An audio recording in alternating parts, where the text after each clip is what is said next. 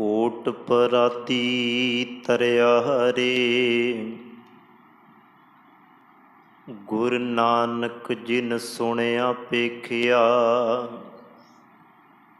ਸੇ ਫਿਰ ਗਰਭਾਸ ਨ ਭਰਿਆ ਰੇ। ਤੂੰ ਸੁਲਤਾਨ ਕਹਾਂ ਹੋ ਮੀਆਂ, ਕਵਨ ਵਡਾਈ।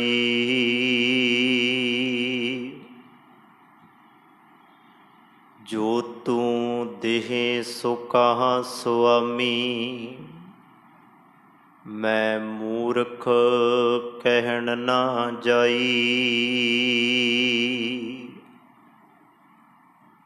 ਜੋ ਤੂੰ ਦੇਹ ਸੋ ਕਹਾਂ ਸੁਆਮੀ, ਮੈਂ ਮੂਰਖ ਕਹਿਣ ਨਾ ਜਾਈ। ਸਾਹਿਬਾਂ ਦੀ ਪਾਵਨ ਪਵਿੱਤਰ ਹਜ਼ੂਰੀ ਅੰਦਰ ਸੁਭਾਏਮਾਨ ਸਤਸੰਗੀ ਜਨੋ, ਵੱਡ ਭਾਗੇ ਖਾਂ ਸੰਧਿਆ ਵੇਲੇ ਦੇ ਪਾਵਨ ਦੀਵਾਨਾਂ ਵਿੱਚ ਬੈਠ ਕੇ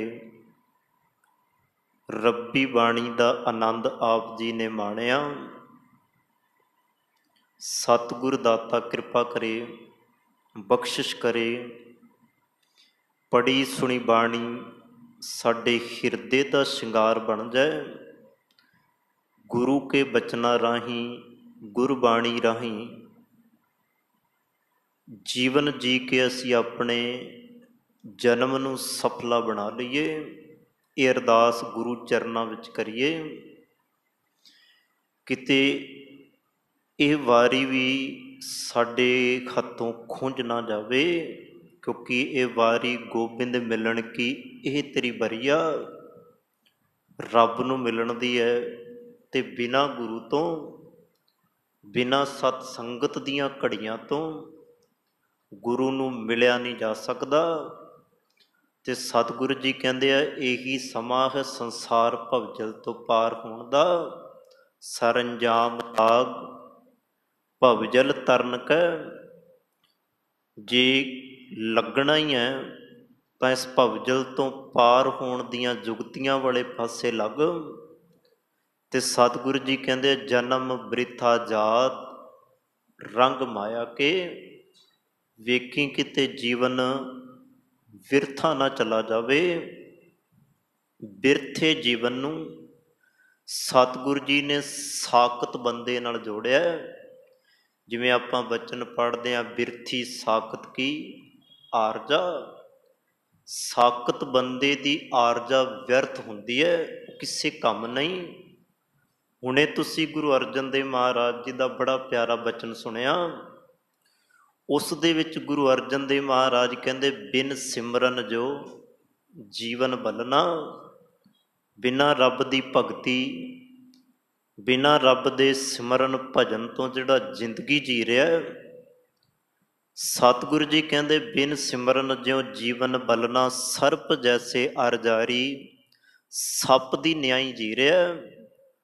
9 ਖੰਡਾਂ ਦਾ ਭਾਵੇਂ ਰਾਜ ਕਮਾਲੇ, ਨਵ ਖੰਡਨ ਕੋ ਰਾਜ ਕਮਾਵੇ। ਅੰਤ ਚਲੇ ਗੁਹਾਰੀ, ਉਹ ਹਾਰਿਆ ਹੋਇਆ। ਤੇ ਆਓ ਭਗਤੀ ਦੇ ਵਿੱਚ ਲੀਨ ਹੋਏ। ਭਗਤੀ ਦੇ ਦਾਤੇ, ਗੁਣਾਂ ਦੇ ਖਜ਼ਾਨੇ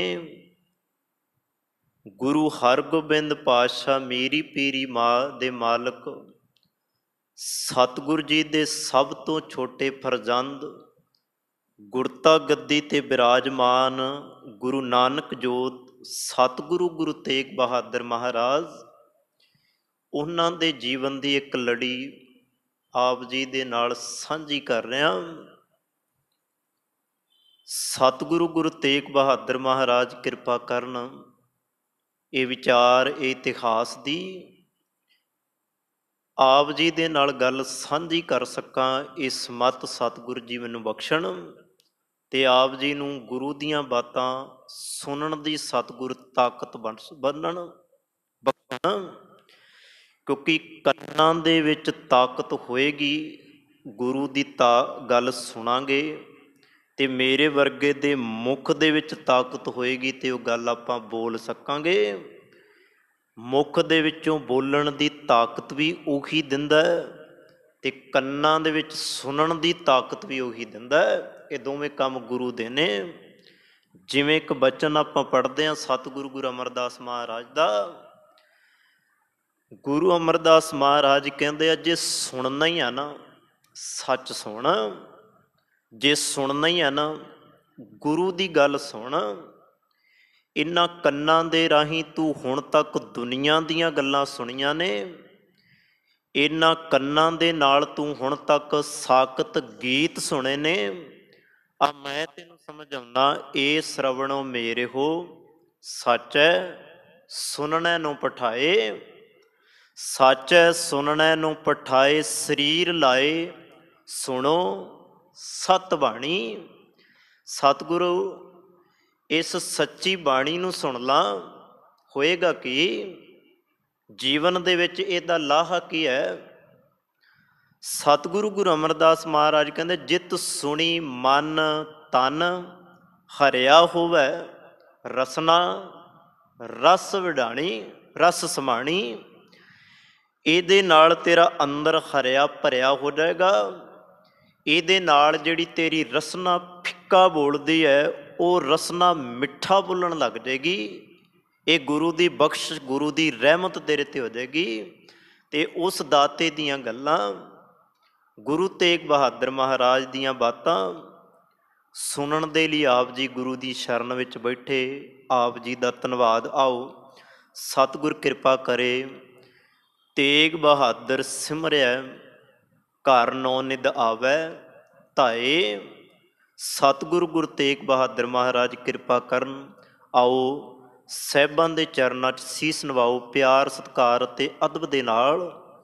ਦੋਵੇਂ ਹੱਥ ਜੋੜ ਇੱਕੇ ਵਾਰੀ ਕਹਿਣ 'ਤੇ ਆਖੋ ਜੀ, ਵਾਹਿਗੁਰੂ ਜੀ ਕਾ ਖਾਲਸਾ ਵਾਹਿਗੁਰੂ ਜੀ ਕੀ ਫਤਿਹ। ਪਿਛਲੇ ਦਿਨੀ ਆਪ ਜੀ ਦੇ ਨਾਲ ਸਤਿਗੁਰੂ ਗੁਰੂ ਤੇਗ ਬਹਾਦਰ ਮਹਾਰਾਜ ਜੀ ਦੇ ਬਚਪਨ ਦੀ ਬਾਤ, ਉਹਦੇ ਵਿੱਚ ਆਪਾਂ ਇੱਥੇ ਗੱਲ ਜਿਹੜੀ ਸੀ ਉਹ ਸਾਂਝੀ ਕੀਤੀ ਸੀ। ਕਿਸੇ ਦੇ ਤਨ ਨੂੰ ਨਗਨ ਵੇਖ ਕੇ ਆਪਣੇ ਤਨ ਨੂੰ ਨਗਨ ਕਰ ਲੈਣ ਵਾਲਾ, ਆਪਣੇ ਤਨ ਦੇ ਕੱਪੜੇ ਲਾ ਕੇ ਕਿਸੇ ਦੇ ਤਨ ਨੂੰ ਢੱਕ ਦੇਣ ਵਾਲਾ ਉਹ ਸੱਚਾ ਪਾਤਸ਼ਾਹ ਗੁਰੂ ਤੇਗ ਬਹਾਦਰ ਮਹਾਰਾਜ। ਤੇ ਮੇਰੀ ਪੀਰੀ ਦੇ ਮਾਲਕ ਗੁਰੂ ਹਰਗੋਬਿੰਦ ਪਾਤਸ਼ਾਹ ਨੇ ਆਖਿਆ, ਪੁੱਤਰ ਜੀ, ਜਿਸ ਕਾਜ ਦੇ ਲਈ ਤੁਸੀਂ ਗੁਰੂ ਨਾਨਕ ਪਾਤਸ਼ਾਹ ਦੇ ਘਰ ਦੇ ਵਿੱਚ ਪ੍ਰਕਾਸ਼ ਧਾਰਿਆ, ਉਹ ਕੰਮ ਤੁਸੀਂ 4.5 ਸਾਲ ਦੀ ਉਮਰ ਵਿੱਚ ਕਰਨਾ ਵੀ ਸ਼ੁਰੂ ਕਰ ਦਿੱਤਾ। ਬੜੀ ਕਮਾਲ ਦੀ ਗੱਲ ਹੈ। 4.5 ਸਾਲ ਦੀ ਉਮਰ ਤੇ ਕਿਸੇ ਦੇ ਨੰਗੇਜ ਨੂੰ ਢੱਕ ਦੇਣ ਵਾਲਾ ਦਾਤਾ ਗੁਰੂ ਤੇਗ ਬਹਾਦਰ ਮਹਾਰਾਜ। ਇੱਕ ਗੱਲ ਸਮਝ ਇੱਥੇ ਬੜੀ ਕਮਾਲ ਦੀ ਆਉਂਦੀ ਹੈ। ਸਤਿਗੁਰੂ ਗੁਰੂ ਤੇਗ ਬਹਾਦਰ ਮਹਾਰਾਜ, ਤੇਰੀਆਂ ਸਿਫਤਾਂ ਕਰਦਿਆਂ ਮੈਂ ਥੱਕ ਜਾਵਾਂ ਪਰ ਤੇਰੀ ਸਿਫਤ ਕਦੇ ਨਾ ਖਤਮ ਹੋਵੇ। ਇਹੋ ਜਿਹੀ ਤੇਰੀ ਸਿਫਤ ਹੈ। ਅੱਜ ਤਾਂ ਕਿਸੇ ਦੀ ਗੁਰਬਤ ਨੂੰ ਵੇਖ ਕੇ, ਕਿਸੇ ਦੀ ਗਰੀਬੀ ਨੂੰ ਵੇਖ ਕੇ ਤੂੰ ਉਹਦੇ ਤਨ 'ਤੇ ਕੱਪੜਾ ਪਾਇਆ, ਪਰ ਕੱਲ੍ਹ ਨੂੰ ਕਿਸੇ ਦੇ ਧਰਮ ਦੇ ਉੱਤੇ ਜਦੋਂ ਆਂਚ ਆਉਣੀ ਹੈ, ਕਿਸੇ ਦਾ ਧਰਮ ਦੁਨੀਆ ਤੋਂ ਜਾਂਦਾ ਦਿਸਣਾ, ਦਾਤਿਆ ਅੱਜ ਤੇ ਸਿਰਫ ਤਨ 'ਤੇ ਕੱਪੜਾ ਪਾਇਆ, ਕੱਲ੍ਹ ਉਹ ਵੀ ਸਮਾਂ ਆਏਗਾ ਉਸੇ ਦਾਤੇ ਨੇ ਆਪਣਾ ਸੀਸ ਭੇਟ ਦੇ ਕੇ ਕਿਸੇ ਧਰਮ ਨੂੰ ਵੀ ਕੱਜ ਲੈਣਾ। ਇਹੋ ਜਿਹਾ ਦਾਤਾ। ਇਸੇ ਕਰਕੇ ਇਤਿਹਾਸ ਕਹਿੰਦਾ ਹੈ, ਸਤਿਗੁਰੂ ਗੁਰੂ ਤੇਗ ਬਹਾਦਰ ਮਹਾਰਾਜ ਨੂੰ ਇੱਕ ਧਰਮ ਦੇ ਵਿੱਚ ਨਾ ਵੰਡੋ। ਅਸੀਂ ਕਹਿੰਦੇ ਹਾਂ ਖਿੰਦ ਦੀ ਚਾਦਰ। ਥੋੜ੍ਹੀ ਜਿਹੀ ਬੇਨਤੀ, ਫਿਰ ਆਪਾਂ ਉੱਥੋਂ ਹੀ ਗੱਲ ਸ਼ੁਰੂ ਕਰਾਂਗੇ। ਆਪਾਂ ਕਹਿੰਦੇ ਹਾਂ ਖਿੰਦ ਦੀ ਚਾਦਰ ਨਹੀਂ। ਸਾਧ ਸੰਗਤ, ਗੱਲ ਇਹ ਨਹੀਂ ਕਿ ਵੀ ਅੱਜ ਗੁਰੂ ਤੇਗ ਬਹਾਦਰ ਮਹਾਰਾਜ ਦੇ ਕੋਲ ਹਿੰਦੂ ਆਏ, ਪੰਡਤ ਆਏ ਤੇ ਸਤਿਗੁਰੂ ਉਹਨਾਂ ਦੇ ਕਹਿਣ 'ਤੇ ਆਪਣਾ ਸੀਸ ਭੇਟ ਕਰ ਗਏ। ਜੇਕਰ ਇਹੀ ਗੱਲ ਮੁਸਲਮਾਨ ਧਰਮ ਜਾਂ ਕਿਸੇ ਹੋਰ ਮਜ਼ਹਬ ਫਿਰਕੇ 'ਤੇ ਆ ਜਾਂਦੀ ਤਾਂ ਦਾਤਾ ਆਪਣਾ ਸੀਸ ਉੱਥੇ ਵੀ ਦਿੰਦਾ। ਇਸੇ ਕਰਕੇ ਵਿਦਵਾਨ ਕਹਿੰਦੇ ਆ ਹਿੰਦ ਦੀ ਚਾਦਰ ਨਹੀਂ, ਫਿਰ ਉਹ ਗੁਰੂ ਨੂੰ ਆਪਾਂ ਵੰਡ ਰਹੇ ਹਾਂ ਤੇ ਗੁਰੂ ਵੰਡਿਆ ਥੋੜ੍ਹਾ ਜਾਂਦਾ। ਆਪਾਂ ਇਹ ਥੋੜ੍ਹੀ ਕਹਿ ਸਕਦੇ ਹਾਂ ਕਿ ਗੁਰੂ ਸਿਰਫ ਸਿੱਖਾਂ ਦਾ। ਆਪਾਂ ਇਹ ਥੋੜ੍ਹਾ ਕਹਿ ਸਕਦੇ ਹਾਂ ਕਿ ਵੀ ਸਤਿਗੁਰ ਇਕੱਲਾ ਇੱਕ ਧਰਮ, ਇੱਕ ਜਾਤੀ, ਇੱਕ ਮਜ਼ਹਬ ਦਾ। ਨਹੀਂ, ਗੁਰੂ ਦਾ ਜਿਹੜਾ ਦਾਇਰਾ ਹੈ ਨਾ ਸਾਧ ਸੰਗਤ, ਉਹ ਇੰਨਾ ਛੋਟਾ ਨਹੀਂ। ਗੁਰੂ ਦੇ ਦਾਇਰੇ ਨੂੰ ਜਿੰਨਾ ਅਸੀਂ ਛੋਟਾ ਬਣਾ ਕੇ ਬੈਠੇ ਆ ਨਾ, ਇੰਨਾ ਛੋਟਾ ਨਹੀਂ ਹੈ। ਸਮੁੰਦਰ ਕਿੰਨਾ ਕੁ ਵੱਡਾ ਹੈ। ਬੰਦਾ ਕਹਿੰਦਾ ਮੈਂ ਇੱਥੇ ਨਿਗਾਹ ਮਾਰ ਰਿਹਾ, ਬੜੀ ਦੂਰ ਤੱਕ ਸਮੁੰਦਰ ਦਿਸਦਾ। ਕਦੀ ਉਹ ਕਹਿੰਦਾ ਕਿ ਵੀ ਸਮੁੰਦਰ ਇੱਥੇ ਖਤਮ ਹੋ ਗਿਆ, ਇਹਦੀ ਹੱਦ ਇੱਥੋਂ ਤੱਕ ਹੈ। ਨਹੀਂ, ਕਿਸੇ ਦੇਸ਼ ਦੀ ਹੱਦ ਹੋ ਸਕਦੀ ਹੈ, ਕਿਸੇ ਪਿੰਡ ਸ਼ਹਿਰ ਦੀ ਹੱਦ ਹੋ ਸਕਦੀ ਹੈ, ਵੰਡਿਆ ਹੋ ਸਕਦਾ ਹੈ, ਪਰ ਚੇਤੇ ਰੱਖਣਾ ਗੁਰੂ ਤਾਂ ਸਮੁੰਦਰ। ਮੈਂ ਵੀ ਬੇਨਤੀ ਕਰਾਂ, ਹੋ ਸਕਦਾ ਆਉਣ ਵਾਲੇ ਸਮੇਂ ਵਿੱਚ ਸਮੁੰਦਰਾਂ ਦੀਆਂ ਵੀ ਕੋਈ ਹੱਦਾਂ ਮਾਪ ਲਏ, ਪਰ ਧੰਨ ਗੁਰੂ ਗ੍ਰੰਥ ਸਾਹਿਬ ਮਹਾਰਾਜ, ਧੰਨ ਗੁਰੂ ਤੇਗ ਬਹਾਦਰ ਮਹਾਰਾਜ ਸਤਿਗੁਰ, ਤੇਰੀ ਹੱਦ ਨੂੰ ਕੋਈ ਮਾਪ ਨਹੀਂ ਸਕਦਾ। ਤੇਰੀ ਗੱਲ ਤਾਂ ਸੰਸਾਰ ਤੇ ਹੀ ਨਹੀਂ, ਤੇਰੀ ਗੱਲ ਤਾਂ ਖੰਡਾਂ ਬ੍ਰਹਿਮੰਡਾਂ ਦੇ ਵਿੱਚ ਚੱਲਦੀ ਹੈ। ਸਤਿਗੁਰ ਦੀ ਗੱਲ ਤਾਂ ਦਰਗਾਹ ਵਿੱਚ ਵੀ ਚੱਲਦੀ ਹੈ। ਇਸ ਕਰਕੇ ਗੁਰੂ ਨੂੰ ਵੰਡਿਆ ਨਹੀਂ ਜਾ ਸਕਦਾ। ਸੋ ਆਓ, ਪਿਛਲੇ ਦਿਨੀ ਬੇਨਤੀ ਕੀਤੀ ਸੀ, ਕਿਸੇ ਦੇ ਤਨ ਨੂੰ ਕੱਜ ਦੇਣ ਵਾਲਾ ਉਹ ਸਤਿਗੁਰੂ ਗੁਰੂ ਤੇਗ ਬਹਾਦਰ ਮਹਾਰਾਜ ਆਪਣੇ ਬਚਪਨ ਦੀਆਂ ਲੀਲਾਵਾਂ, ਆਪਣੇ ਬਚਪਨ ਦੇ ਕੌਤਕ ਰਚਦਾ ਹੋਇਆ। ਉੱਥੇ ਮੈਂ ਇੱਕ ਗੱਲ ਛੱਡ ਗਿਆ ਸਾਂ, ਉਹ ਵੀ ਆਪ ਜੀ ਦੇ ਨਾਲ ਸਾਂਝੀ ਕਰਦਾ। ਆਪ ਜੀ ਦੇ ਨਾਲ 3 ਗੁਰਸਿੱਖਾਂ ਦਾ ਜ਼ਿਕਰ ਕੀਤਾ ਸੀ, ਜਿਹੜੇ ਗੁਰੂ ਹਰਗੋਬਿੰਦ ਪਾਤਸ਼ਾਹ ਦੇ ਅੰਗ ਸੰਗ ਨੇ। ਉਹਨਾਂ ਦੇ ਵਿੱਚੋਂ ਇੱਕ ਭਾਈ ਗੁਰਦਾਸ ਜੀ, ਸਿੱਖ ਕੌਮ ਦੇ ਵਿੱਚ ਸਭ ਤੋਂ ਵੱਡਾ ਮਾਣ ਤੇ ਵਿਦਵਾਨ ਹੋਣ ਦਾ ਹਾਸਲ ਜਿਨ੍ਹਾਂ ਨੂੰ ਮਿਲਿਆ। ਉਸ ਤੋਂ ਬਾਅਦ ਧੰਨ ਧੰਨ ਬਾਬਾ ਬੁੱਢਾ ਸਾਹਿਬ ਜੀ, ਇਹਨਾਂ ਦਾ ਆਪਣਾ ਥਾਂ ਹੈ ਗੁਰ ਇਤਿਹਾਸ ਦੇ ਅੰਦਰ। ਨਮਸਕਾਰ ਹੈ ਇਹੋ ਜਿਹੇ ਮਰਜੀਵੜੇ ਸਿੱਖ ਨੂੰ। ਤੀਜੇ ਨੰਬਰ 'ਤੇ ਇੱਕ ਨਾਮ ਤੁਹਾਡੇ ਨਾਲ ਸਾਂਝਾ, ਨਾਮ ਬੜੇ ਨੇ ਪਰ ਮੇਨ ਮੈਂ ਨਾਮ ਤੁਹਾਡੇ ਨਾਲ ਸਾਂਝੇ ਕਰ ਰਿਹਾ। ਉਹਨਾਂ ਦੇ ਵਿੱਚੋਂ ਇੱਕ ਨਾਮ ਸੀ ਭਾਈ ਬਿਧੀ ਚੰਦ ਛੀਨਾ, ਗੁਰੂ ਦਾ ਸੀਨਾ। ਉਹ ਭਾਈ ਬਿਧੀ ਚੰਦ ਜਦੋਂ ਸਤਿਗੁਰੂ ਗੁਰੂ ਤੇਗ ਬਹਾਦਰ ਮਹਾਰਾਜ ਜੀ ਗੁਰੂ ਦੀ ਹਜ਼ੂਰੀ ਵਿੱਚ ਰਹਿੰਦੇ ਆ, ਗੁਰੂ ਦੀ ਹਜ਼ੂਰੀ ਦੇ ਵਿੱਚ ਰੰਗ ਮਾਣਦੇ ਆ, ਤੇ ਮੈਂ ਇੱਥੇ ਬੇਨਤੀ ਕਰਾਂ, ਜਿੰਨੀ ਵੀ ਤਾਲੀਮ ਹੈ ਉਹ 2 ਗੁਰਸਿੱਖਾਂ ਨੇ ਧੰਨ ਗੁਰੂ ਤੇਗ ਬਹਾਦਰ ਮਹਾਰਾਜ ਜੀ ਨੂੰ ਦਿੱਤੀ ਹੈ। ਇਤਿਹਾਸ ਕਹਿੰਦਾ ਬਾਬਾ ਬੁੱਢਾ ਜੀ ਤੇ ਭਾਈ ਗੁਰਦਾਸ ਜੀ, ਇਹਨਾਂ ਨੇ ਗੁਰੂ ਤੇਗ ਬਹਾਦਰ ਮਹਾਰਾਜ ਜੀ ਨੂੰ ਜਿੰਨੀ ਵੀ ਗੁਰੂ ਘਰ ਦੀ ਸਿੱਖਿਆ ਹੈ, ਇੱਥੋਂ ਤੱਕ ਗੁਰੂ ਗ੍ਰੰਥ ਸਾਹਿਬ ਮਹਾਰਾਜ ਜੀ ਦੀ ਬਾਣੀ ਪੜ੍ਹਨ ਦੀ ਜਾਚ ਵੀ ਬਾਬਾ ਬੁੱਢਾ ਜੀ ਤੇ ਭਾਈ ਗੁਰਦਾਸ ਜੀ ਦੇ ਕੋਲੋਂ ਇਹਨਾਂ ਨੇ ਸਿੱਖੀ। ਤੇ ਉੱਥੇ ਮੈਂ ਆਪ ਜੀ ਦੇ ਨਾਲ ਬੇਨਤੀ ਕਰਨਾ ਚਾਹੁੰਦਾ, ਇੱਕ ਵਾਰੀ ਭਾਈ ਬਿਧੀ ਚੰਦ ਨੇ ਗੁਰੂ ਹਰਗੋਬਿੰਦ ਪਾਤਸ਼ਾਹ ਨੂੰ ਇੱਕ ਸਵਾਲ ਕੀਤਾ, ਦਾਤਾ ਮੇਰੇ ਮਨ ਦੇ ਅੰਦਰ ਇੱਕ ਬੜਾ ਸਵਾਲ ਖਟਕਦਾ ਹੈ ਤੇ ਮੈਂ ਆਪ ਜੀ ਦੇ ਨਾਲ ਉਹ ਸਵਾਲ ਸਾਂਝਾ ਕਰਨਾ ਚਾਹੁੰਦਾ, ਮੈਨੂੰ ਉਹਦਾ ਜਵਾਬ ਦਿਓ। ਕਹਿਣ ਲੱਗੇ, ਪੁੱਛਾ ਸਿੱਖਾ ਕੀ ਸਵਾਲ ਹੈ ਤੇਰੇ ਅੰਦਰ? ਕਹਿਣ ਲੱਗੇ, ਤੁਹਾਡੇ ਘਰ ਦੇ ਵਿੱਚ 5 ਪੁੱਤਰ ਨੇ, 5 ਪੁੱਤਰਾਂ ਦੇ ਵਿੱਚੋਂ ਤੁਸੀਂ ਕੁਝ ਕੁ ਨੂੰ ਬਾਬਾ ਕਹਿੰਦੇ ਹੋ, ਉਹ ਕਿਉਂ? ਕਿਉਂਕਿ ਸਭ ਤੋਂ ਵੱਡੇ ਪੁੱਤਰ ਨੇ ਬਾਬਾ ਗੁਰਦਿੱਤਾ ਜੀ, ਉਹਨਾਂ ਤੋਂ ਛੋਟੇ ਨੇ ਬਾਬਾ ਅਟਲ ਰਾਏ ਜੀ। ਕਹਿੰਦੇ ਤੁਸੀਂ ਸਭ ਤੋਂ ਵੱਧ ਇਹਨਾਂ ਨੂੰ ਪਿਆਰ ਕਿਉਂ ਦਿੰਦੇ ਹੋ, ਤੇ ਸਭ ਤੋਂ ਇਹਨਾਂ ਤੋਂ ਵੀ ਵੱਧ ਪਿਆਰ ਤੁਸੀਂ ਆਪਣੇ ਸਭ ਤੋਂ ਛੋਟੇ ਪੁੱਤਰ ਨੂੰ ਜਿਹੜਾ ਦਿੱਤਾ, ਉਹਦੇ ਬਾਰੇ ਮੈਂ ਸਵਾਲ ਕਰ ਲਿਆ, ਉਹ ਮੈਨੂੰ ਜਵਾਬ ਮਿਲ ਗਿਆ। ਪਰ ਮੈਂ ਤੁਹਾਨੂੰ ਪੁੱਛਣਾ ਚਾਹੁੰਦਾ, ਬਾਬਾ ਸ਼ਬਦ ਕਿਉਂ ਇਹਨਾਂ ਦੇ ਨਾਲ? ਤੇ ਧੰਨ ਗੁਰੂ ਹਰਗੋਬਿੰਦ ਪਾਤਸ਼ਾਹ ਨੇ ਇੱਕ ਗੱਲ ਆਖੀ ਸੀ ਭਾਈ ਬਿਧੀ ਚੰਦ ਨੂੰ। ਕਹਿਣ ਲੱਗੇ, ਭਾਈ ਬਿਧੀ ਚੰਦ ਜੀ, ਬਾਬਾ ਗੁਰਦਿੱਤਾ ਜੀ ਦਾ ਇਸ ਘਰ ਦੇ ਵਿੱਚ ਬੜਾ ਵੱਡਾ ਸਤਿਕਾਰ ਹੈ। ਕਿਉਂ?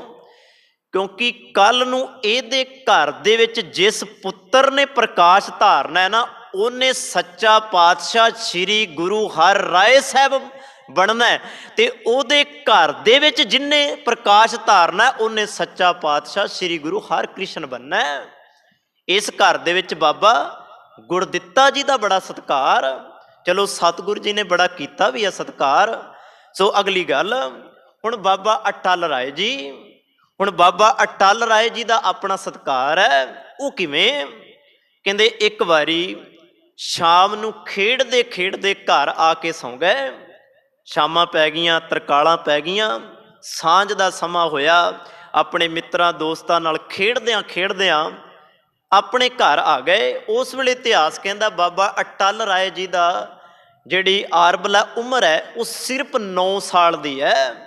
ਤੇ ਆ ਕੇ ਘਰ ਸੌਂ ਗਏ, ਪ੍ਰਸ਼ਾਦਾ ਪਾਣੀ ਛਕਿਆ, ਸੌਂ ਗਏ। ਉਸੇ ਤਰ੍ਹਾਂ ਸਵੇਰੇ ਉੱਠਦੇ ਆ, ਜਿਸ ਮਿੱਤਰ ਦੇ ਸਿਰ ਵਾਰੀ ਸੀ ਉਹਦਾ ਨਾਮ ਸੀ ਮੋਹਣ, ਉਹਨੂੰ ਜਾ ਕੇ ਕੁੰਡਾ ਉਹਦੇ ਘਰ ਦਾ ਖੜਕਾਉਂਦੇ ਆ ਤੇ ਕਹਿੰਦੇ ਆ ਮੋਹਣ ਉੱਠ। ਵੇਖੋ ਜੋ ਇਤਿਹਾਸ ਵਿੱਚ ਲਿਖਿਆ, ਆਪਣੇ ਕੋਲੋਂ ਚੀਰ ਫਾੜ ਕੁਝ ਨਹੀਂ, ਨਾ ਹੀ ਤੁਸੀਂ ਕਰਿਓ। ਇੱਕ ਸ਼ਰਧਾ ਦੀ ਭਾਵਨਾ, ਇੱਕ ਭਾਵਨਾ ਦੇ ਨਾਲ ਆਪਾਂ ਗੁਰੂ ਇਤਿਹਾਸ ਨੂੰ ਵਾਚਣਾ। ਸਾਧ ਸੰਗਤ, ਗੁਰੂ ਤੇਗ ਬਹਾਦਰ ਮਹਾਰਾਜ ਜੀ ਦਾ ਇਹ ਸਾਖੀ ਮੈਂ ਤਾਂ ਤੁਹਾਡੇ ਨਾਲ ਸਾਂਝੀ ਕਰ ਰਿਹਾ।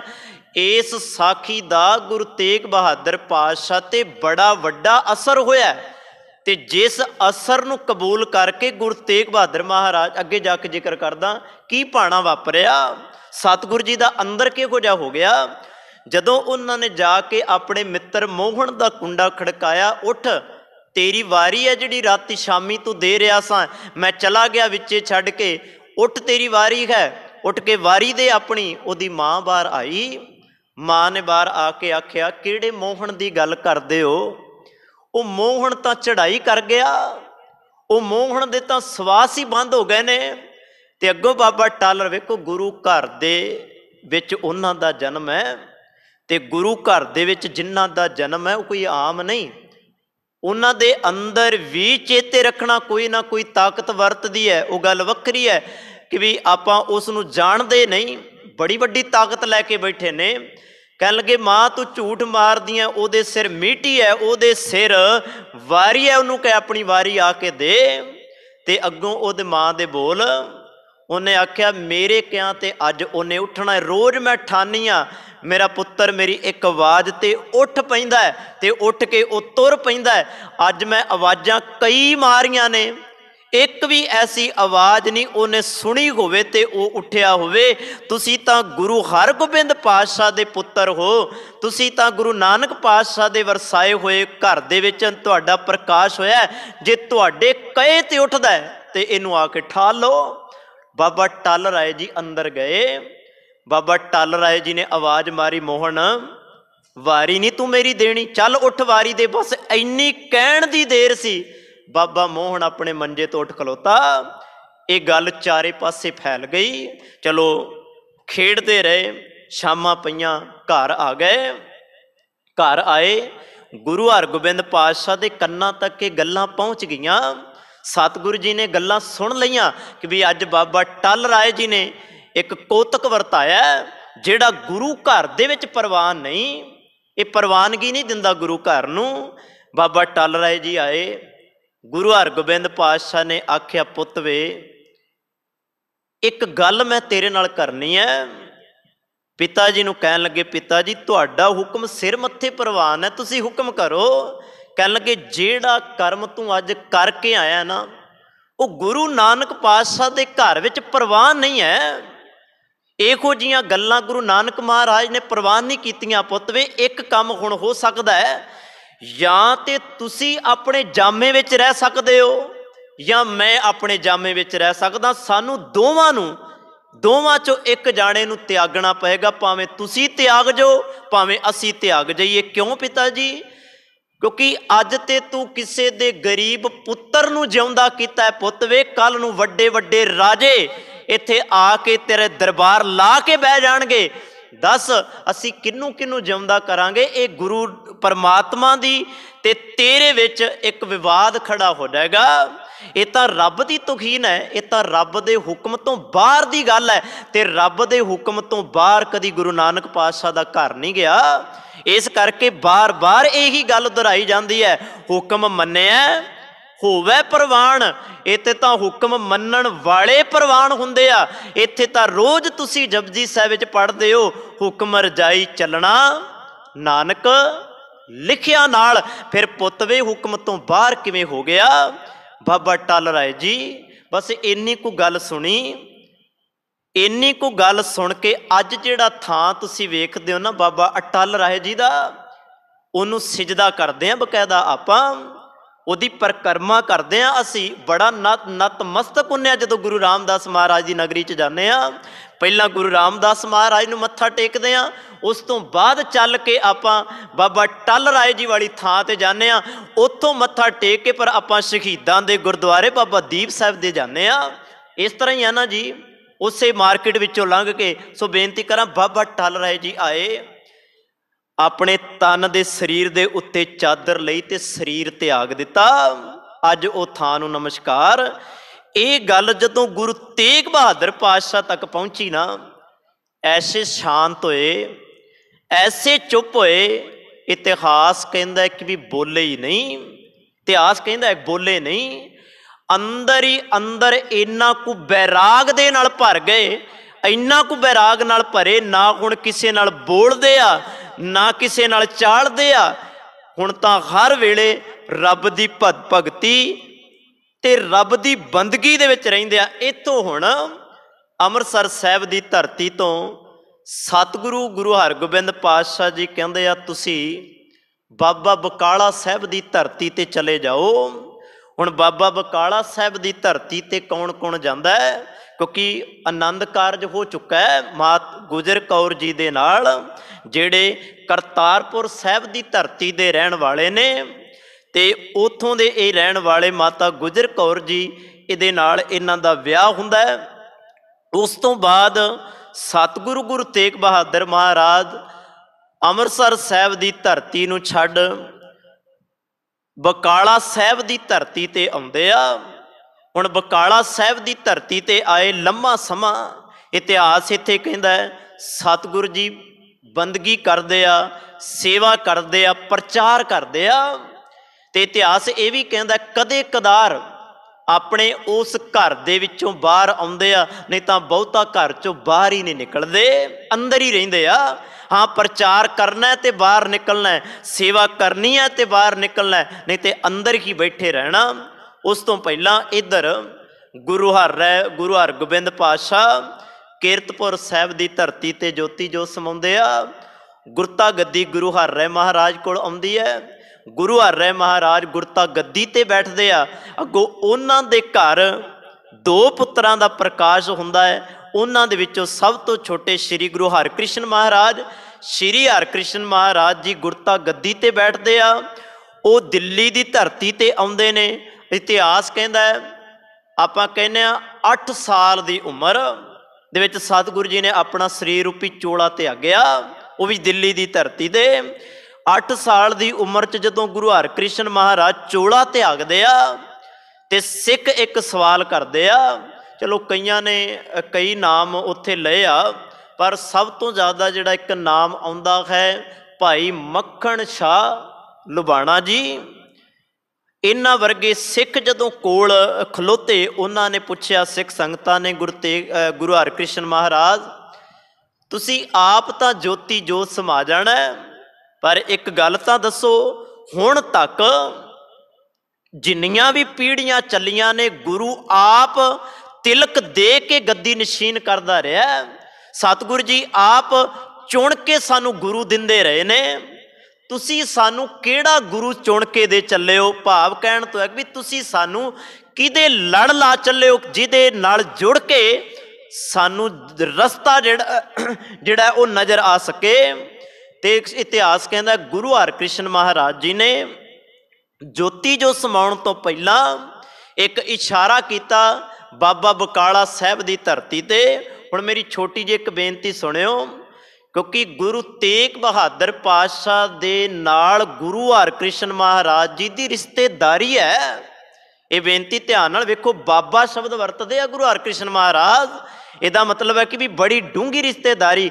ਗੁਰੂ ਹਰਗੋਬਿੰਦ ਪਾਤਸ਼ਾਹ ਦੇ ਪੁੱਤਰ ਬਾਬਾ ਗੁਰਦਿੱਤਾ ਜੀ, ਬਾਬਾ ਗੁਰਦਿੱਤਾ ਜੀ ਦੇ ਪੁੱਤਰ ਗੁਰੂ ਹਰ ਰਾਏ ਮਹਾਰਾਜ, ਗੁਰੂ ਹਰ ਰਾਏ ਮਹਾਰਾਜ ਦੇ ਪੁੱਤਰ ਗੁਰੂ ਹਰਕ੍ਰਿਸ਼ਨ। ਤੇ ਚੇਤੇ ਰੱਖਣਾ, ਉਸ ਰਿਸ਼ਤੇਦਾਰੀ ਨੂੰ ਤੁਸੀਂ ਆਪੇ ਸਮਝਿਓ। ਗੁਰੂ ਹਰਕ੍ਰਿਸ਼ਨ ਮਹਾਰਾਜ ਕਹਿੰਦੇ, ਜੇ ਤੁਸੀਂ ਹੁਣ ਗੁਰੂ ਨੂੰ ਮਿਲਣਾ, ਉਂਗਲ ਚੁੱਕ ਕੇ ਸਤਿਗੁਰੂ ਜੀ ਨੇ ਇਸ਼ਾਰਾ ਕੀਤਾ, ਬਾਬਾ ਬਸੈ ਗ੍ਰਾਮ ਬਕਾਲੇ, सतगुरु हुण गुराम बकाले वसदे आ। ते सिखां ने फिर हथ जोड़े, कहन लगे सतगुरु जीओ ये तो इशारा है, जे असी गुरु नूं पहचानना होवे सानू गुरु की पहचान किवें आएगी। ते सतगुरु जी ने आख्या हुण ये मैं तुहाडे ते छड्ड चलां, ये हुण पहचान तुसी आप करनी है। ते मैं उत्थे कई बार सोचदा हुन्ना, ये भी सिखां दी एक इम्तिहान दी घड़ी सी। हुण तक तां सतगुरु जी चुन के दिंदे रहे कि भी आ गुरु नानक महाराज जी ने गुरु अंगद पातशाह चुन के दिता, गुरु अंगद पातशाह ने गुरु अमरदास पातशाह चुन के दिता, गुरु अमरदास महाराज ने गुरु रामदास पातशाह चुन के दिता, गुरु रामदास महाराज ने गुरु अर्जन पातशाह चुन के दिता, गुरु हरगोबिंद पातशाह चुन के दिता। इस तरह चोण हुंदियां रहियां। पर दातिया असी हुण किवें पहचान करांगे कि बाबा ग्राम बकाले कौन है? क्योंकि ग्राम बकाले जदों ये गल्लां पहुंचियां, गुरु हरकृष्ण महाराज ने इशारा किया, बाबा गुरु हर राय महाराज जी दे वड्डे पुत्र धीर मल, या होर भी कह लो कि भी जेड़े मसीहा मसंद वर्गे, धीर मल वर्गे, निर्मलिया वर्गे, ये जिन्ने भी गद्दियां बना के बैठे सन, जिवें ही इन्हां दे कन्नां विच पता लगा कि भी बाबा उत्थे उन्हां ने आख्या, ये सारे अपने अमृतसर साहब तो गद्दियां चुक के बकाला साहब की धरती ते आ गए। इन्हां ने दुकानां चुकियां ते दुकानां बकाला साहब की धरती ते ला लियां। हुण सतगुरु जी ने इशारा किया ते इधर भाई मक्खण शाह लुबाणा जिहड़ा गुरु प्यार विच भिजिया होया सिख सी, जिहदे अंदर गुरु प्रति बड़ा प्यार सी। इत्थे मैं छोटी जी एक होर उदाहरण देनी चाहना, सिर्फ भाई मक्खण शाह लुबाणा। आपां सिर्फ साखी दे विचों तत्त लभणे आ कि भी गुरु सानू दसना की चाहुंदा है, गुरु किहो जिहा सानू बनाउणा चाहुंदा है। ये सिख जिहड़ा है आ रहा सी सुरत वाले पासियों, ते इहदा भरियां तूफानां दे अंदर समुंदर दियां लहरां दे अंदर जिहड़ा बेड़ा सी वो डोलण लग गया। इहदे जिहड़े अंदर बैठे सन चलाउण वाले, उस बेड़े नूं संभालण वाले, उन्हां ने आके आख्या, भाई मक्खण शाह लुबाणा जी हुण बेड़े ने डुब जाना है, क्योंकि उन्होंने आसां छड्ड दित्तियां। उन्होंने आख्या बेड़ा डुब जाना है, ये हुण तरन का कोई बचा नहीं है, किनारे नहीं जे लग सकता, क्योंकि ये डुब जाएगा, सानू पता है। तो जदों ये सुनी भाई मक्खण शाह ने गल, कहन लगे जल लिया, अपना मूँह धोता, पैर धोते, 5 इशनाना कीतियां, चौंकड़ा मार के। देखो कि सानू भी इन्ना विश्वास गुरु ते आपां दे माफ करना इतिहास दियां चीरा फाड़ा करन लग गए। आपां दे सिर्फ इतिहास नूं खत्म करन वाले पासे चले गए, भरोसा विश्वास ते सानू की गुरु दे उत्ते। वो सिख आया, उन्हें 5 इशनाना कीतियां, इशनाना करन तो बाद उन्हें चौंकड़ा मारिया। चौंकड़ा मार के इतिहास कहंदा है सब तो पहला डुबदे जहाज विच बैठ के उन्हें जपजी साहिब दा पाठ शुरू किया। देखो कितना भरोसा। मैं कहना कि जपजी साहिब दे सानू अज भी भरोसा आ जाए, जपजी साहिब ते ओही है, पर साडे अंदर बदल गए ने, साडे अंदर, क्योंकि आपां सिर्फ स्वार्थी बने आ, वो स्वार्थी नहीं सन। उन्होंने गुरु दे नाल कोई स्वार्थ नहीं सी माफ करना, वो गुरु दे नाल दिलों जुड़े सन। आपां गुरु दे नालों बाहरों जुड़े हुए हैं, आपां तन करके गुरु नाल जुड़े हुए हैं, वो मन करके गुरु नाल जुड़े हुए सन। बस मन करके जुड़ियां दी ते दिल करके जुड़े होयां दी गल एक अलग गल है। भाई मक्खण शाह लुबाणा अंदरों जुड़िया, जपजी साहिब दा पाठ किया। जपजी साहिब दा पाठ करन तो बाद एक अरदास करदा, धन गुरु नानक महाराज तू डुबियां नूं तारन वाला है। मैं पढ़िया तेरा इतिहास, मैं सुनिया बेबे नानकी दे उन्हां बोलां दे विचों, जदों तू वेई नदी दे अंदर तू चला गया, सारा सुल्तानपुर ये गल कहंदा सी गुरु नानक पातशाह डुब गया। इक्को तेरी भैन सी बेबे नानकी, जिहड़ी सारियां नूं ये गल कहंदी सी तारन वाले कदी डुब ही नहीं सकदे, वो तेरी भैन सी दातिया। मैं सुनिया तू तारन वाला है, तू इस बेड़े नूं की, तू तां संसार दे अंदर इस माया विच डुब्बी बेड़ी नूं ही तार दे। दातिया अज मेरा बेड़ा तार दे, ये तूफानां विच ना डुब जाए। धन गुरु नानक पातशाह ने बेड़ा तार दिता। ਹੁਣ ਧੰਨ ਗੁਰੂ नानक महाराज की किरपा हुई। सेवक की अरदास इतिहास कहता है, जिमें मैं थोड़िया जिहियां है ना सानू स्पष्ट हो जाएगा, बाणी विचों लै लईए आपां। चलो साडे मन विच कई बार नहीं गल बहिंदी, बाणी की मोहर ला लईए उहदे उत्ते ताकि सानू गल पक्की बह जाए साडे दे। आपां पढ़दे हां, प्रभ पास जन की अरदास, बचन ते नहीं ना झूठा, बचन ते बाणी विचों है। कोई जन बन के अरदास करे, मेरा दाता कहता बिरथी कदे ना होवई जन की अरदास। वो तो कहता अपने सेवक की, अपने सेवक को निकटी होए दिखावे, वो तो अपने सेवक नूं बिल्कुल निकट हो के सतगुरु जी कहते ओदी संभाल करदा। वेख किन्ना गुरु नानक पातशाह ओदे ते त्रुटदा है। जह जह काज किरत सेवक की तह तह उठ धावै। जिथे जिथे ओदी किरत जाती है, मेरा बाबा नानक ओदे नाल नाल जांदा है। ये इहो जिहा है क्योंकि गुरु किरपा करदा है। गुरु कदी भी अपने जन, अपने सेवक नूं औखी घड़ी ना देखण देई। अपना बिरद संभाले, हाथ दे रखै अपने को, सास सास प्रतिपाले।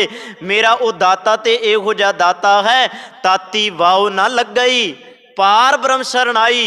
जो गिरद हमारे रामकार दुख लगे ना, भाई उन्होंने दुख लगन ही नहीं दिंदा। भाई मक्खन शाह दुख आया डुब जाना है, उस दुख नूं गुरु चरनां विच अरदास करके उस गुरसिख ने सुखां विच बदल लिया।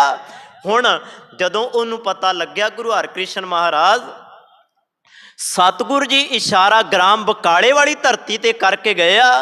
कहन लगे हुण रुकिया नहीं दिल्ली की धरती ते, अपना जिन्ना भी लाम लश्कर लैके आया सी नाल, वो सारे, क्योंकि जिहड़ा भाई मक्खन शाह लबाणा कोई आम बंदा नहीं है, बड़ा तगड़ा व्यापारी है, अमीरां दे विचों अमीर आदमी है, कह लो कोई धनाड़ आदमी है। तो अपना जिन्ना भी लाम लश्कर लैके आया, इतिहास कहता है वो सारे दा सारा लैके बकाला साहब की धरती ते आ गया। तो जदों बकाला साहब की धरती ते आया, हुण अगे वेखदा है, एक थां कहंदे उन्हें अपना डेरा कीता, उत्थे सारिआं नूं बिठाल के आप ग्राम बकाला साहब की धरती ते आ गया। हुण अगे वेखदा है, धीरमल बैठा है, सिंहे मसंद वर्गे बैठे ने, या कह लीए कि भी निर्मलीए बैठे ने, होर भी अनेकां। इतिहास कहंदा 22 मंजियां उत्थे लगियां होईयां ने, सारियां ही झूठियां दियां मंजियां लगियां हुई। वेखो मैनू माफ़ करना, इत्थे 22 मंजियां दे लई मैं झूठा शब्द वरतिया, क्योंकि ये 22 मंजियां दा इतिहास गुरु अमरदास महाराज का इतिहास है। 22 मंजियां गुरु अमरदास महाराज ने थापियां सन, ते सच्चियां थापियां सन। ये 22 मंजियां की सन, भाव गुरु घर दे प्रचारक थापे सन, जिहड़े वख-वख थावां ते जाके प्रचार करते सन। वो प्रचारकां दे विच त्रुटियां आ गईयां, तां करके मैं ये शब्द वरत्या, मैनूं माफ़ कर दे। झूठियां नहीं सन, ये सच्चियां सन। धीरमलियां वर्गियां ने इन्हां नूं झूठा बना दिता। सो चलो रो विचार, कहंदे जदों उन्हें वेख्या धीरमल कोल गए, धीरमल ने दूरों वेख्या कि भी कोई धनाड़, कोई अमीर बंदा जिदे पल्ले 4 दमड़े ने, ये आया, यदि भाव भगत की जाए ताकि साड़ी झोली दे विच ये कुछ पा के जाए। उन्हें बड़ा आदर किया जी, बड़ा सन्मान किया, गल सरोपा पाया धीरमल ने। तो जदों इन्ना सत्कार होया तो उन्होंने भाई मक्खन शाह लबाणा ने एक टका रखिया। चलो उतों समझ गया भाई लबाणा, क्योंकि उन्हें पता सी कि भी जिथे मन ना रिझे वो कदी सांस सच्ची नहीं हो सकती। वह मन ना भतीजिया, दूजे कोल गया, तीजे कोल गया, इस तरह करद्या करद्या सारियां मंजियां उन्हें वेख लियां, कोई भी उन्हां विचों उन्होंने सच्चा नज़र नहीं आया। उन्हें आख्या कि भी ये तो गुरु हो ही नहीं सकता, ये तो सारी दुकानां ला के झूठे, तो सारे माया के व्यापारी ने, इन्हां दे विचों सच्चे नाम का व्यापारी तो मैनूं कोई नज़र ही नहीं आया।